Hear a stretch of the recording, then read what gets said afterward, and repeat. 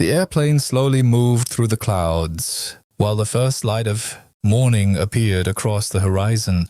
Below the sky, endless mountains covered in snow stretched across the earth like something from a dream. Stjepan Hauser quietly looked out the airplane window without saying a word. For most travelers, Switzerland was simply another beautiful country. But for Hauser, it felt completely different. Every time he arrived there, something inside him became calm. Maybe it was the silence of the mountains. Maybe it was the cold, peaceful air. Or maybe Switzerland reminded him of a life that still felt pure and untouched by noise. As the aircraft slowly descended, sunlight touched the snowy peaks beneath the clouds. Lakes reflected the golden morning sky while tiny villages rested peacefully between the mountains. The entire country looked unreal, like a painting. Hauser softly smiled while watching the view outside. He had traveled across the world for years. Paris, New York, Dubai, London. But Switzerland always felt special, because unlike most places filled with noise and chaos, Switzerland felt peaceful without trying. The moment he landed, the cold mountain air welcomed him again. The airport itself felt calm and elegant. Travelers moved quietly while soft music echoed through the terminal. Even the silence there felt beautiful.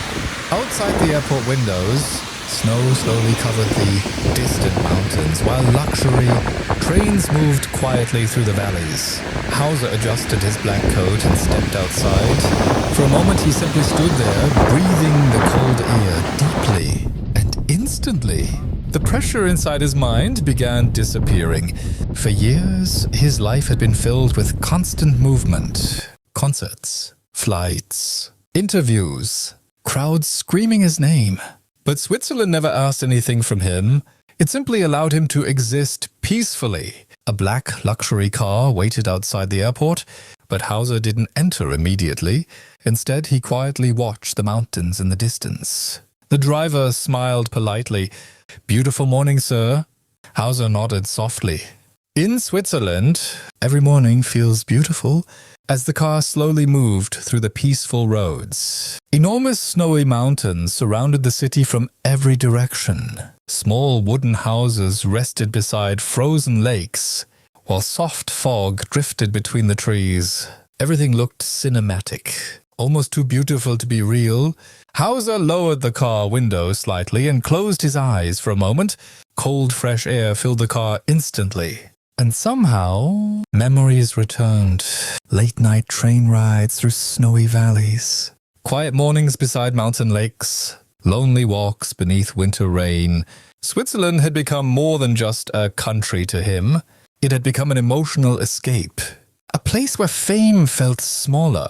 A place where silence sounded better than applause. The next morning arrived quietly beneath soft grey clouds. Snow continued falling gently across the mountains, while the peaceful streets of Switzerland slowly awakened under the cold winter sky. Stjepan Hauser stood alone at the train station, holding a small black travel bag and his cello case beside him.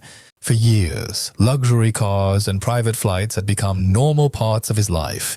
But in Switzerland, trains felt different, beautiful, peaceful, almost emotional, as the elegant train slowly arrived beside the platform. Large windows reflected the snowy mountains surrounding the station. Passengers entered quietly while warm golden lights illuminated the inside of the train. Hauser chose a seat beside the window. Outside, snow-covered forests stretched endlessly beneath the cloudy sky, while distant villages disappeared into the mountains. Then slowly, the train began moving. For a few moments, Hauser simply watched the scenery silently. Massive white mountains rose toward the sky. Frozen lakes reflected the soft morning light, while tiny wooden cabins rested peacefully between pine trees covered in snow. Everything outside looked calm, untouched, pure. And somehow, the purity affected him deeply, because his life had become the opposite. Fame had made everything loud.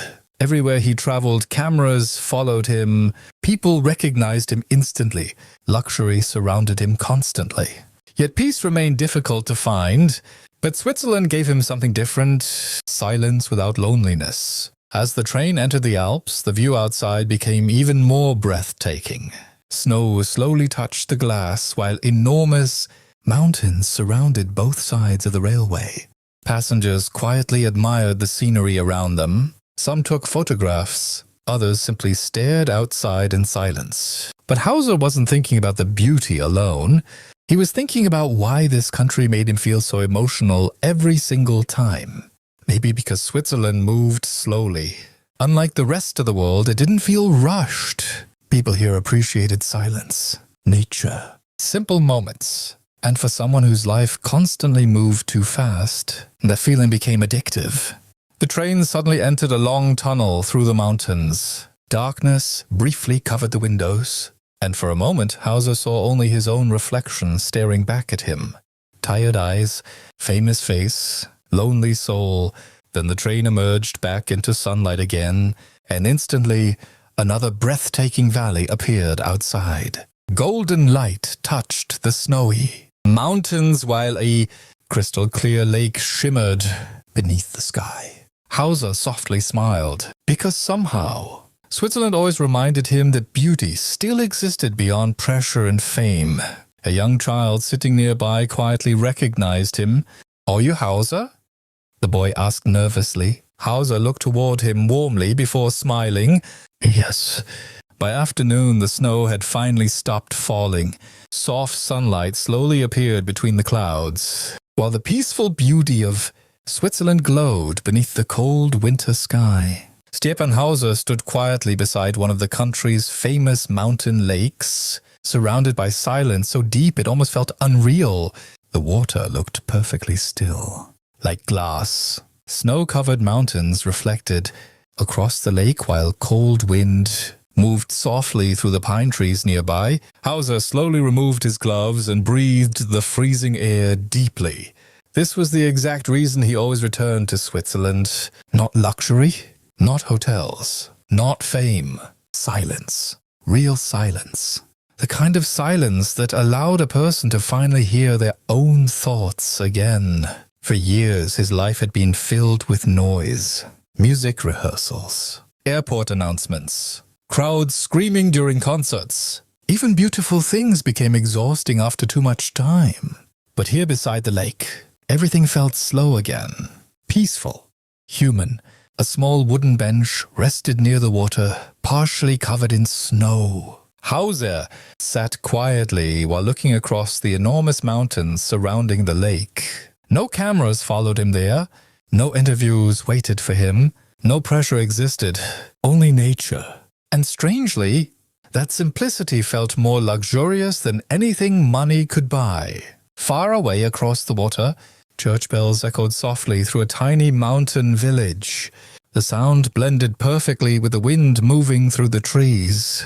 For several minutes, Hauser simply listened.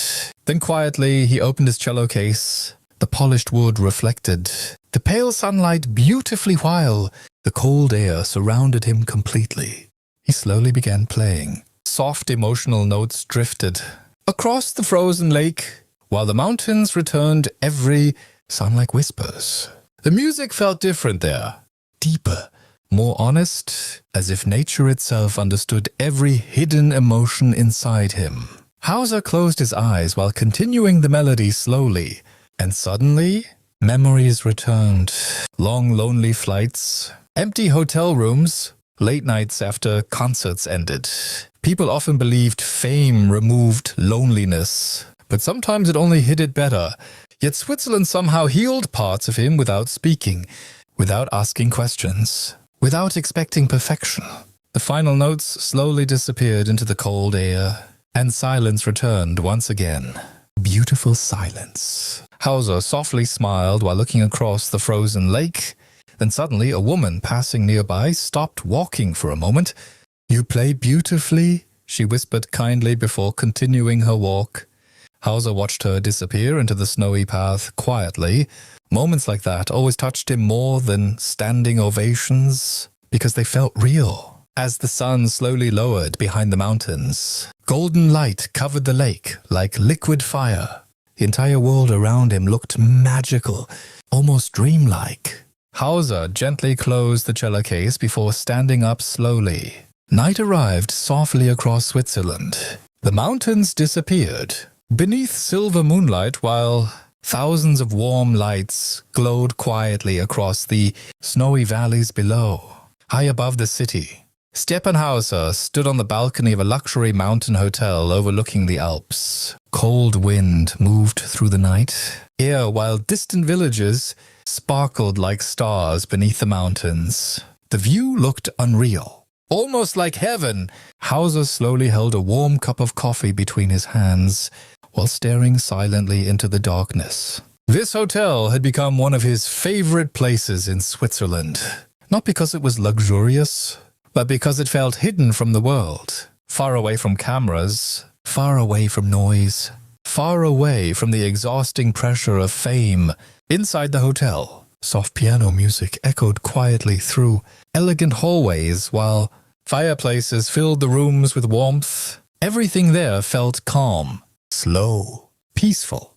And for someone whose life constantly moved too fast, the peace became addictive. Hauser sat down beside the balcony window and looked toward the snowy mountains again.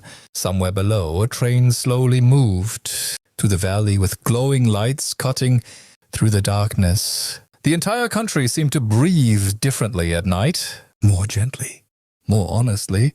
For years, Hauser had visited the world's most expensive places, luxury villas beside oceans, private islands, five-star hotels in enormous cities, yet none of them stayed inside his memory the way Switzerland did.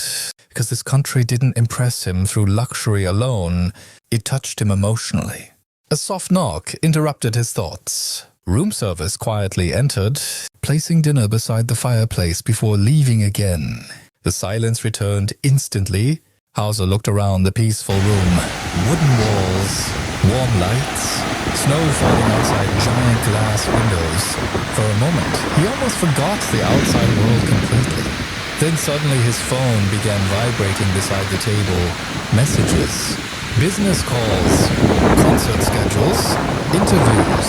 His expression changed slightly. The pressure of reality immediately returned. Hauser stared at the phone for several seconds before finally turning it off completely. Tonight, he didn't want the world entering this peaceful place. He walked slowly toward the giant window. Again, as snow continued falling across the mountains. Then softly, he whispered to himself, Switzerland is the only place where silence feels more valuable than success. Outside, the snowfall became heavier. The mountains slowly disappeared beneath the storm while warm lights continued glowing inside the hotel. Hauser picked up his cello once again and quietly began playing near the fireplace. Soft, emotional melodies filled the room while snow covered the world outside. And somewhere between the music, the mountains, and the peaceful night air, he realized something important. Maybe Switzerland wasn't simply a country he loved. Morning sunlight slowly touched the snowy peaks of the Alps, while Switzerland awakened beneath a calm golden sky. Inside the mountain hotel, Stjepan Hauser stood quietly beside the giant window overlooking the endless mountains. Snow still covered the valleys. Below, while soft fog drifted slowly between the trees, everything looked peaceful, perfect. For several minutes, Hauser simply watched the view silently. And deep inside himself, he finally understood why Switzerland had always felt different. Because this country never tried to impress him. It healed him instead. Fame had given him many things. Luxury, recognition, success. But it had also taken something away. Peace, real peace. For years, his life became a constant race between airports, concerts, interviews, and expectations. Everywhere he traveled, people wanted something from him. Another performance, another smile, another perfect version of Hauser. But Switzerland asked for nothing. The mountains didn't care about fame. The lakes didn't care about success. And somehow, that freedom changed him emotionally. Hauser slowly walked outside the hotel as cold, fresh air filled the morning. the snow beneath. His boots made soft sounds while sunlight reflected beautifully across the mountains. Far below, church bells echoed through the valley again. Simple sounds, beautiful sounds. The kind modern life often forgets. As he stood there quietly, memories from the entire journey returned to him.